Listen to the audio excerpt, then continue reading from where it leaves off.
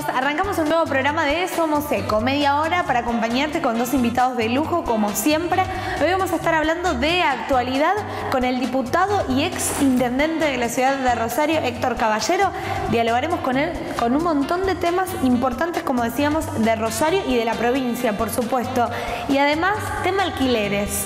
Lo importante que es que puedas conocer que existe una oficina que te puede orientar. Muchas cosas importantes, es gratuita, podés acercarte. Hablamos de alquileres, una de las problemáticas por las cuales los consumidores y los usuarios se acercan a Defensa al Consumidor para tratar este tema. Ariel Doracio nos va a responder todas las consultas. Agradezco a Morgana, que como siempre nos acompaña ahí en San Martín 1051, local 4. Vas a encontrar todo lo que buscas, porque es un local de belleza bellísimo y ahí te van a atender muy bien. Estoy maquillada por ellos. Vamos a arrancar. Ponemos primera en este hermoso lugar que es Plataforma Labardén. Gran programa para hoy. Los invito a quedarse y acompañarnos.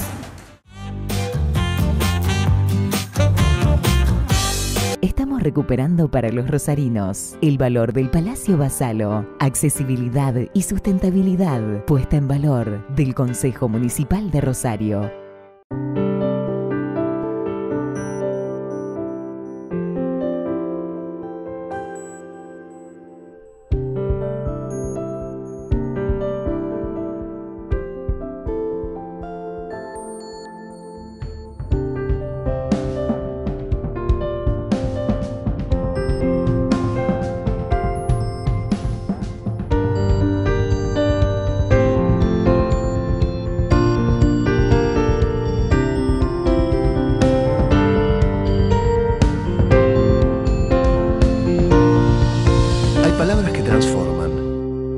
Cámara de Diputados de la provincia de Santa Fe. El diálogo transforma.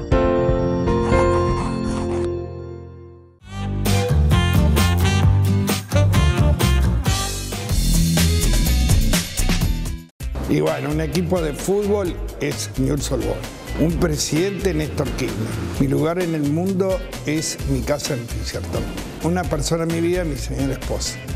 Y soy bueno para hacer análisis de la realidad, así como soy negativo para otras cosas. Una canción, la de Víctor Heredia. Una foto cholula, me he sacado varias veces, no sé cuál elegir. Una frase que las organizaciones políticas deben ser resguardadoras de los principios éticos, ideológicos, doctrinarios y no ser una unidad de negocios.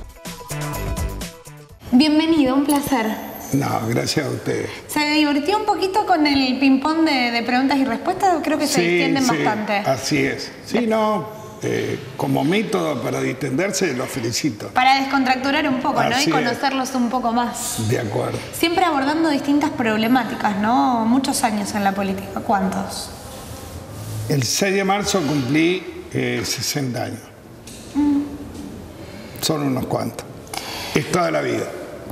Como son todas las pasiones de los investigadores, los deportistas, etc. Los límites los impone la biología. Como recién hablábamos con un amigo, la que dirige todo el cuerpo y lo orienta a donde tiene que ir es la cabeza, es la mente.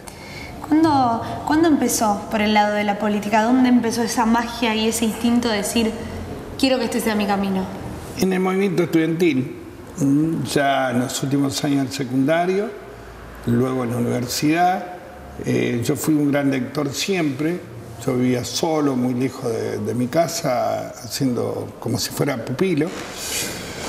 Y leí mucho a José el Ingeniero, La Fuerza Moral, El Hombre Mediocre, Hacia una moral sin dogma, etc., que me dio una formación, diría, humanista y a favor de la justicia social y en contra de la desigualdad.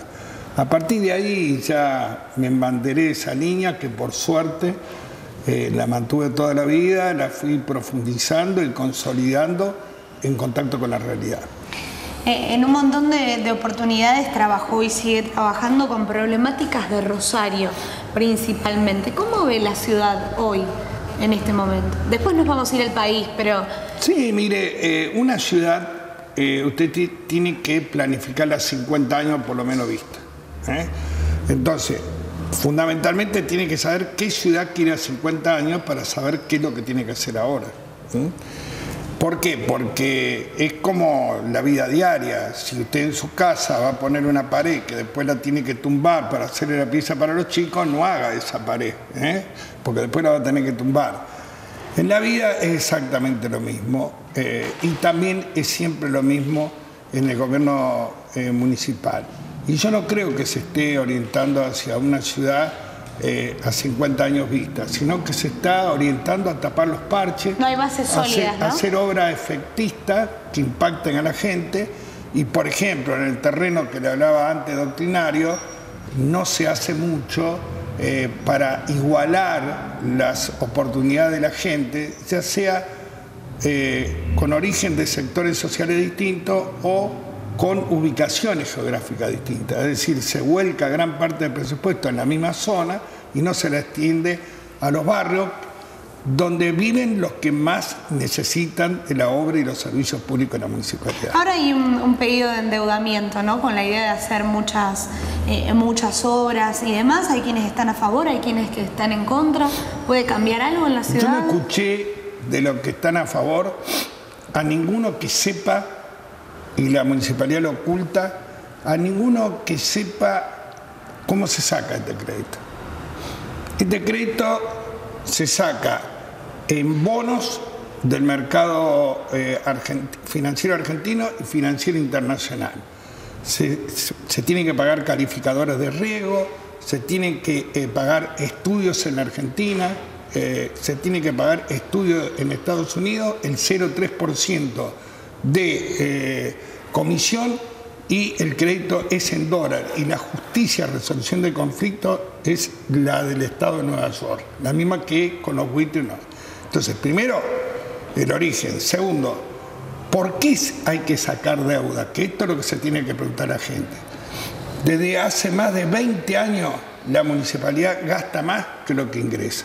Esto está en los propios informes de la municipalidad de los presupuestos ejecutados. Esto da un déficit económico y genera deuda.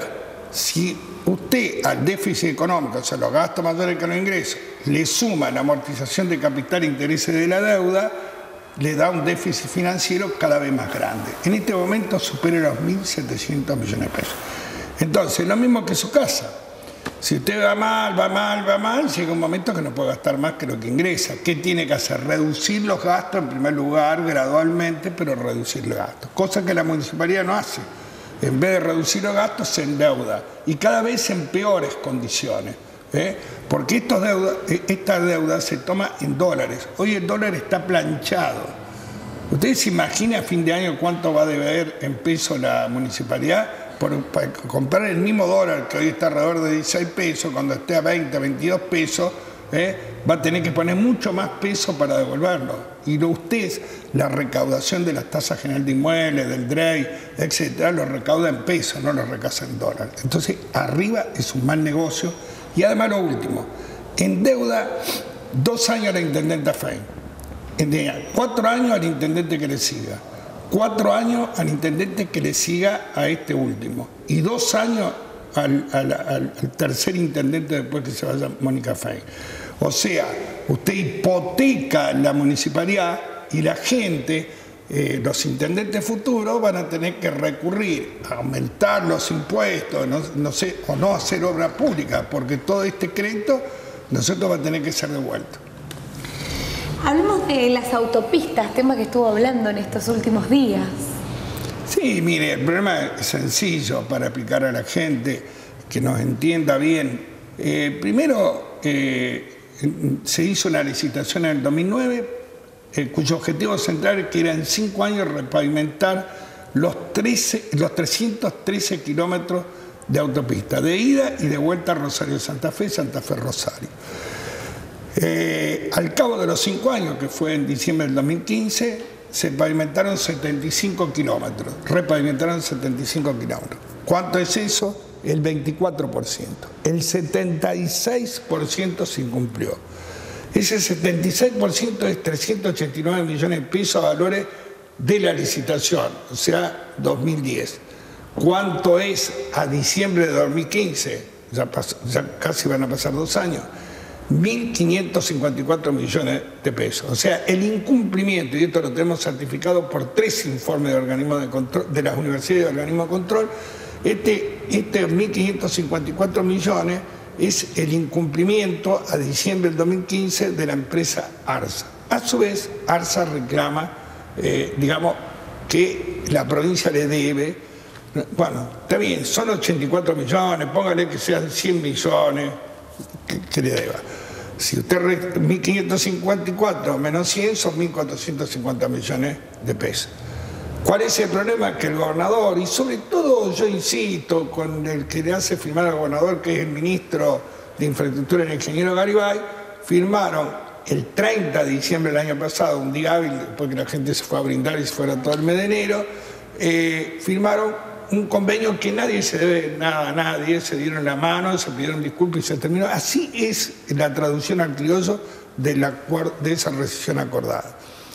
Nosotros venimos batallando, denunciando que se deben los 1.554 millones de pesos, que eso es totalmente, como dice el informe de la Facultad de Ingeniería, no solamente es perjudicial económica y financieramente para la provincia y por lo tanto al bolsillo del contribuyente. Hablamos de una problemática social, digo, la gente que transita. No, claro, si no lo dice lapidariamente, el perjuicio central es para el usuario, que es lo que digo yo. Le digo porque yo voy 2 veces por semana a Santa Fe y realmente muchas veces he estado a punto de que nos aplastaran. La peligrosidad, claro. Exacto, porque no hace falta ninguna pericia técnica ni nada. Nosotros lo que estamos planteando es que se declare desierta esta licitación, que es para cortar el pasto y cobrar el peaje, que se eche a la empresa ARSA por el incumplimiento, que se le ejecute el fondo de garantía, que se le elimine de la lista de proveedores del Estado por el grado de incumplimiento y directamente que se haga cargo de la provincia con vialidad provincial, repavimento, porque la tiene que repavimentar ya ahora, y urgente, y que además firme un convenio con Sutracovi, que es el sindicato que agrupa a los trabajadores y empleados de peaje, para que se cobre el peaje y listo. Seguimos hablando de los usuarios. No hace mucho tiempo estuvieron presentando esta investigación contra la empresa Monticas y esto que pasó que también conmocionó a toda la provincia, ¿no? Irregularidades, cosas que se podrían haber evitado y la verdad que no se evitaron. ¿Cómo sigue esta investigación? Mire, esa investigación la sigue el fiscal jurado, perdón. Nosotros en el día de hoy hemos conseguido una reunión con el fiscal jurado de nuestro bloque, el Frente Justicialista para la Victoria, para el día viernes 12 de mayo. ¿Qué es lo que vengo planteando yo? Que el choque de 2 unidades de Montica, donde murieron los 2 choferes y en total murieron 13 personas y 40 heridos, se produce por falta de los controles correspondientes. Primer control. Una de las unidades tiene patente en Entre Ríos y la otra unidad tiene patente en Jujuy. Para poder circular dentro de la provincia de Santa Fe tenía que tener autorización de la Comisión Nacional de Regulación de Transporte. Nosotros tenemos la certificación que no tenían autorización. Segundo, ellos dicen, bueno, pero le damos una cosa precaria para que en 3 meses haga, digamos, la regularización. Bueno, tampoco. Está vencido en el caso de una de hace años y la otra, la de Jujuy, nunca lo sacó. Digo, y eso nunca se controló, nunca... Porque bueno, sale toda la luz ahora, ¿no? Porque el organismo de control, que es justamente el premio que le da el gobernador, que es Charlo, el subsecretario de Transporte, el ingeniero Peirano, yo digo un premio, no un castigo que lo haya renunciado. Porque ese hombre se debería quedar suspendido en sus funciones bajo sumario para determinar por qué no ordenó los controles correspondientes que podrían haber evitado esta tragedia. Cambiando de tema, hay muchas cosas para hablar. Fuga de presos. Bueno, mire, en ocasión de la reforma del Código Penal, que explico para que nos entienda, se discutió hará menos de un mes en la Cámara de Diputados de la provincia, donde se extendió el periodo de tener preso antes de que el fiscal detenga si va a quedar preso definitivamente o no. Antes era 24 horas con 24 horas más, o sea, 48 horas. Ahora es 72 horas con 24 más, lo cual es 96 horas. Yo voté en contra. ¿Y sabe por qué voté en contra? Le dije, mire, ustedes en enero dicen que vaciaron, a mí no me consta, pero que vaciaron la comisaría. Le van a reventar la comisaría, se van a fugar los presos. Esto está en las actas de hecho, la asociación. hace unos días en Rosario... Bueno, había 40 personas en un lugar que no llegaba a donde el ministro de Seguridad había dicho que directamente no iba a haber nadie. Bueno, no iba a por haber eso yo lo planteé, no puede, o se crea un sistema penal, un sistema penitenciario, perdón, donde la gente que está demorada hasta tanto se defina por parte de la Fiscalía, digamos, o si no, pensemos los dos, pensemos primero en la gente decente, ¿no es cierto?, que cae presa, sí, por un accidente, por qué cosa.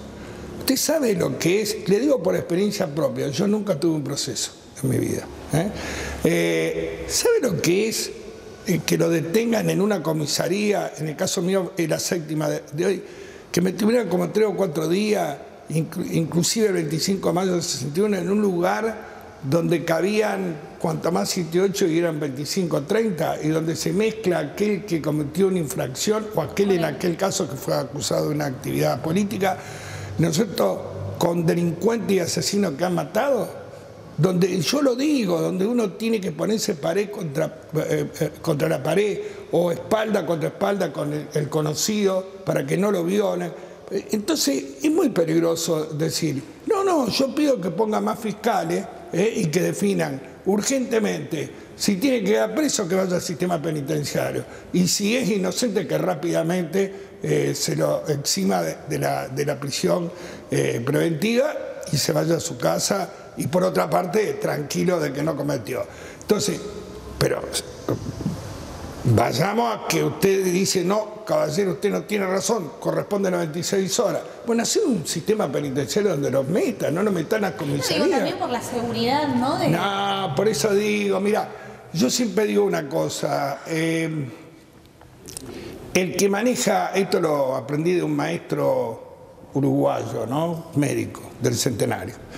Yo era ayudante, practicante por concurso en bioquímica. Decía, la gente que legisla sobre la salud pública debería atenderse en los hospitales públicos. Y yo dije estas mismas palabras que he terminado de decir y estas en ese debate. La gente que legisla sobre la prisión preventiva debería haber estado preso alguna vez siendo inocente para saber lo que significa estar 96 horas ahí adentro. ¿Qué le gusta escuchar? ¿Hay algún tema, alguna música que le gusta escuchar a la hora de distenderse? Porque lo voy a invitar a escuchar el tema que a usted le guste y que les quiera regalar a todos los rosarinos. No, yo básicamente Víctor Heredia, Serrat, porque básicamente las canciones tienen que ver con los principios de uno, entonces se deleita escuchando, digamos, descansa. Mire, José Ingeniero siempre decía de que aquel que trabajaba detrás de una idea, ¿no es cierto?, debía descansar el músculo, ¿no es cierto?, haciendo funcionar la mente y recibiendo como retribución espiritual lo que le gusta. Nos vamos escuchando, Serrat, porque lo pidieron, el invitado anterior pidió Serrat. Nos vamos con uno de Víctor Heredia, así hoy les damos doble gusto. Muchas gracias. Gracias a usted. Para decidir y para continuar, para recalcar y considerar, solo me hace falta que estés aquí con tus ojos claros. Ay, fogata de amor y guía.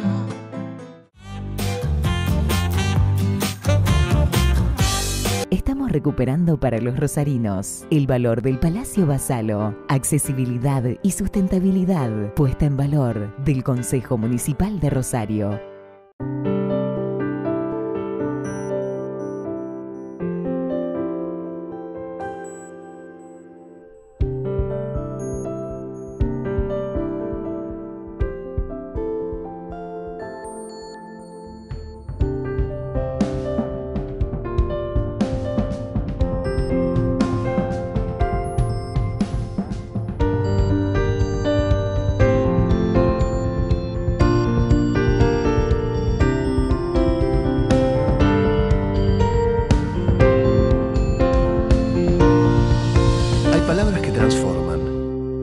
Cámara de Diputados de la provincia de Santa Fe.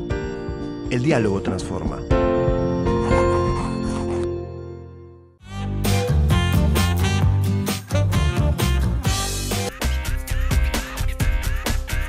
Mi equipo de fútbol es San Lorenzo de Almagro. Mi presidente preferido en la historia argentina es Arturo Illia. Mi lugar en el mundo es Rosario, es la ciudad que más me gusta de todas las que conozco. Una debilidad, mi hijo, Agustín. Soy bueno para resolver conflictos entre las personas, para analizar muchas veces la historia, lo que sucede, la realidad. Por lo menos en eso me considero bueno. Soy malo a veces para frenar mis emociones. Normalmente suelo exponerme con mis emociones, aunque no lo desee. Varios papelones, pero algunos recientes normalmente están vinculados con mis amigos en algún error a la hora de explicar algo y que verdaderamente me avergüenzo de ese tipo de situaciones. Una canción. Seguramente alguna de Silvio Rodríguez, podemos decir Ojalá, que es una de las canciones que más me gusta y que normalmente me da paz. Bienvenido, Daniel, un placer. Gracias, Eugenia. Bueno, ya amigo de la casa. Exactamente, nos conocemos ya hace un tiempo. Vos sabés que la gente seguramente te debe tener fijo porque vas a la municipalidad o vas, por ejemplo, a Villa Hortensia y te encontrás con Ariel porque tenés alguna problemática referida a defensa al consumidor. En los últimos días salió una información de que hay una problemática específica, que ahora me la vas a contar vos, que supera los reclamos de telefonía celular, que en su momento eran... Exactamente, después de 25 años tiene la Oficina de Defensa del Consumidor en Rosario y es la primera vez que uno de los otros rubros, de los tantos que se atienden y que se recepcionan en la oficina, ha superado el rubro de telefonía, que engloba telefonía móvil, telefonía fija, internet y televisión por cable. Este rubro es el rubro vinculado a vivienda, fundamentalmente denuncias de inquilinos contra las inmobiliarias, denuncias de consorcistas contra sus administradores de consorcio y también por planes de compra de vivienda de manera de financiación anticipada, lo cual ha generado más de 1.400 denuncias en el 2016 y es un rubro que lamentablemente, porque tampoco está bueno que haya necesidad de quejarse de parte de los vecinos de Rosario, hoy tenemos más de 600, casi 700 denuncias en lo que va de estos primeros 4 meses que han transcurrido en este año. Esto quiere decir que largamente, si seguimos a este ritmo, se va a superar la cantidad de denuncias del año pasado y lamentablemente digo porque habla de una situación apremiante y angustiante que deben pasar miles de rosarinos. Digo, el rosarino que va, que se acerca y que hace su reclamo, su denuncia, les presenta el problema. Y quizás hay muchos más que no se pueden medir, que por desconocimiento, por no saber qué es lo que corresponde, qué es lo que no funciona, no funciona, lo resuelven. ¿Qué es lo que hace? ¿Centralizan ustedes el problema y cómo se ocupan para quien va a presentar su reclamo? Bueno, como vos bien decís, hay una gran cantidad de vecinos que no se acerca a la oficina. Nosotros llamamos a las cantidades de denuncias que tenemos es la punta del iceberg, ¿no? El problema subyacente está por debajo de la superficie, muchas veces es invisible e invisibilizado en nuestra sociedad por una cuestión de vergüenza, por una cuestión de que a veces las noticias van tapando la necesidad de reclamar de la gente, pero vienen creciendo las denuncias y anualmente cada vez tenemos más. Nosotros, ¿cómo trabajamos? Es primero escuchamos al vecino, tomamos nota de la situación que nos plantea, después hacemos un contacto con el proveedor de servicios en torno por ejemplo, a un electrodoméstico y en lo que es inherente a los alquileres con las inmobiliarias, intentando lograr resolver de esta manera el conflicto planteado. Muchas veces algunos inquilinos se acercan y nos plantean que solamente con el asesoramiento les alcanza, que ellos van a hacer el reclamo en las inmobiliarias y lo pueden resolver. Otros nos solicitan la intervención telefónica y como última instancia nosotros tenemos la posibilidad de hacer mediaciones convocando a las partes, a los inquilinos, a las inmobiliarias, a los dueños, a las administraciones de consorcio para resolver definitivamente el conflicto y escuchar a las partes en un ámbito neutral, por decirlo de alguna forma, aunque en realidad nosotros siempre, nuestra tendencia es defender al usuario, al consumidor, al inquilino, porque por eso nosotros no somos un ente normal como un ente de mediación que puede existir en la justicia o en el seno también mismo de la municipalidad. Nosotros somos un organismo que defiende a los inquilinos, que defiende a los consumidores, y por eso nuestra posición no puede ser neutral, sino que tiene que ver con la defensa de los derechos vulnerados ante una relación contractual. Si me tuvieses que dar un porcentaje estimativo de la gente que presenta su reclamo y de lo que ustedes pueden resolver, los casos positivos, favorables para el usuario, para el inquilino, para el consumidor, ¿qué porcentaje podríamos estimar? Nosotros, de acuerdo al último informe, que es el del año 2016, tuvimos un porcentaje de resolución favorable, lo que nosotros decimos cuando hubo un acuerdo entre las partes y cuando el inquilino, el que trajo el reclamo, se fue conforme, de un 70%. Es un porcentaje alto porque también tenemos que contemplar que hay entre un 15 y un 20% que se han acercado solamente a solicitar asesoramiento, y hay entre un 10 y un 15% que no ha podido encontrar una solución y que ha tenido que buscar mediante la justicia ordinaria, o sea, contratando un abogado, la posibilidad de resolver, o lamentablemente no ha podido encontrar una respuesta favorable de parte de la parte locadora. Hace 10 años aproximadamente que los alquileres crecen en su valor por encima de las paritarias o del coeficiente de variación salarial, generando una pérdida muy importante del poder adquisitivo de los inquilinos, que son aquellos que obviamente no pueden acceder a una vivienda propia por la brecha que existe hoy entre el valor de una propiedad y el salario promedio, que se necesitan por lo menos 120, 130 salarios para poder adquirir una propiedad. Sí, ese costo de ingreso que además pasa a ser parte de la inmobiliaria, que hasta que a uno se le devuelven uso de ese dinero que uno con tanto sacrificio invierte y que, como decíamos, después vuelve con el tema de la inflación y demás, no nos sirve de nada. El costo de bolsillo no es redituable. Si hoy entrego 5.000 pesos en concepto, o 6.000. Sí, cuando me lo devuelven dentro de 2 años, o quizás si se renueva, no sé cómo. Si me lo devuelven. Si me lo devuelven, claramente. Bueno, me imagino que deben haber muchas dudas desde el otro lado, seguramente, y hay un lugar donde te podés acercar, donde podés preguntar y donde podés conocer cuáles son tus derechos como inquilino. ¿Dónde es? ¿Dónde te encontramos? ¿Y a dónde nos van a atender? El Consejo Asesor de Defensa de la Vivienda e Inquilinos, que funciona dentro de la Oficina de Defensa del Consumidor, atiende de lunes a viernes, de 8 a 16, en Córdoba 852. Córdoba, en la peatonal, la primer cuadra, entre Maipú y La Prida. Me gusta mucho la música. Podría ser algo de Lisandro Aristimuño, que me encanta. Ha estado en varias oportunidades acá en Plataforma La Verdad. ¿Nos vamos con algo de música? Por supuesto. Algo necesario que alimente mi voz, la razón para amarte tanto, vivir en vos, vivir y morir en vos. Estamos recuperando para los rosarinos el valor del Palacio Basalo, accesibilidad y sustentabilidad puesta en valor del Consejo Municipal de Rosario.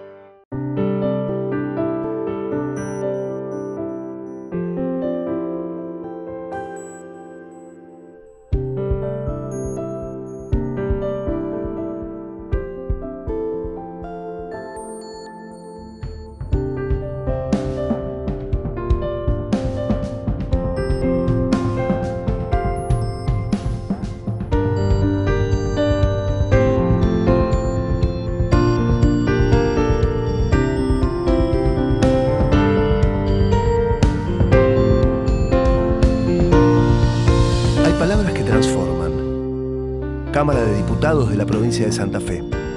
El diálogo transforma.